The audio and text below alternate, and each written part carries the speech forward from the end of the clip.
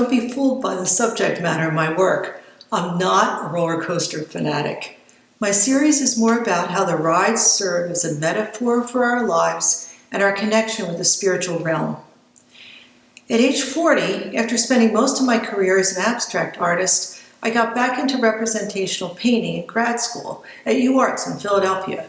I was working on a series combining interior and exterior spaces of views looking out windows. At that time, the Kimmel Center was being built across the street from my studio. As I was working on my painting, I watched the construction workers travel in carts on the curved steel beams of the roof, inserting the glass panels, and laughed out loud. I thought they looked like they were on a roller coaster ride. That whimsical idea was the inspiration for the series that I've been working on for the past 20 years. After a few formal studies of the Viper, a coaster that resembled a mechanical skeleton of a snake, I realized what I really wanted to do was to create paintings that would take the viewer on a labyrinthian ride through space and time. From that point on, all my compositions have been based on photos and videos that I take while riding in the front car. I love this idea because it was inspired by one of my favorite artists, J.M.W. Turner, who insisted on experiencing a storm at sea by being tied to the mast of a ship so he could later capture that feeling in his paintings. I've always wanted my work to appeal to a wide audience. By capturing the sensation of the ride, everyone who's ever ridden a roller coaster has a reaction to my paintings.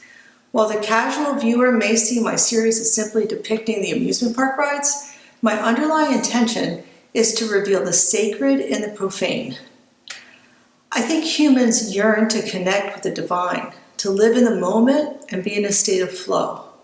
The structures symbolize the energy and complexity of our lives, launching the riders up steep inclines, down plummeting drops, around loops and rough turns, essentially transporting the riders into an altered state of consciousness. Overall, the curvilinear tracks remind me of a complex Moebius strip, since at the end of the ride, the cars arrive back where they began.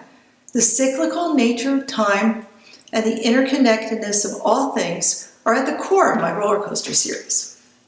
In 2009, I received an Artist Educator Grant Fellowship from the Dodge Foundation that funded a trip from New Jersey to LA where I began photographing amusement park rides at night. The final drop, based on a coaster at Disneyland, was the first painting where I included fireworks in the background because I thought this painting would be the finale to my series. I moved on to other subjects when Hurricane Sandy hit the East Coast where I was living in 2012.